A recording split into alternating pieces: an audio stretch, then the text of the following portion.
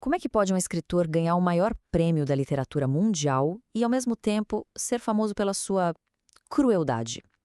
Pois é, hoje a gente vai desvendar o paradoxo de Camilo José Cela, um Nobel de literatura cujo legado é essa mistura de prestígio com um realismo brutal, implacável. Para a gente começar, vamos colocar as coisas em perspectiva. O Prêmio Nobel de Literatura não é só mais um prêmio, né? É o reconhecimento máximo, é o topo do topo, o Olimpo do mundo literário. Ganhar um Nobel coloca um autor no mesmo patamar dos maiores gênios da história. E é exatamente aqui que o nosso quebra-cabeça começa a se formar. De um lado, essa eminência toda, o prestígio do Nobel. Do outro, duas palavras bem pesadas, quase agressivas, que estão grudadas no nome de Cela: crueldade e realismo. Ué, como é que essas duas coisas tão diferentes definem a mesma pessoa? Bora entender isso melhor? Para a gente conseguir montar esse quebra-cabeça, o primeiro passo é ir na base de tudo, a obra dele. O que afinal significava realismo para Camilo José Cela? Qual era o compromisso artístico que ele tinha?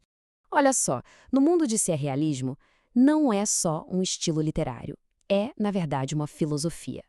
É a decisão de mostrar a vida exatamente como ela é. Sem filtro, sem romantismo, sem sentimentalismo barato. É o compromisso de botar a verdade nua e crua na página, não importa o quão desconfortável ela seja. E o mais interessante é que isso vira quase um método científico, um processo bem disciplinado. Não é algo aleatório. O primeiro passo, observar a realidade com muita atenção. O segundo, registrar tudo sem nunca desviar o olhar. E o passo mais importante, não omitir absolutamente nada, especialmente as partes que a gente normalmente prefere não ver. Ok, então se o realismo é essa busca pela verdade total, a gente chega na parte, digamos, mais espinhosa da coisa, a tal da honestidade da crueldade. Como é que as verdades mais duras da vida se encaixam dentro da arte? Essa é a pergunta de US$ 1 milhão, né? Se o lance é fazer arte, por que focar em algo tão doloroso quanto a crueldade? Acontece que a chave para essa resposta está exatamente na lógica do realismo que a gente acabou de ver.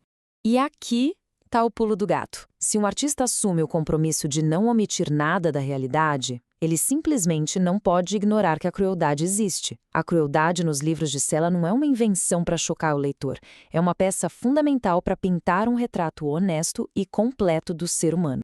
Então, a grande sacada é a seguinte: mostrar os aspectos mais sombrios da vida não quer dizer que se está concordando com eles. Para Cela, era como segurar um espelho na frente do mundo e mostrar tudo o que tem ali: o bom, o ruim, o belo e o feio. A arte, nesse caso, vira um documento da verdade, e não um manual de como a gente deveria se comportar. Beleza. Agora que a gente entendeu que o realismo e a crueldade são, na verdade, duas faces da mesma moeda no projeto artístico dele, a gente pode finalmente voltar ao Prêmio Nobel e fechar esse quebra-cabeça de uma vez por todas.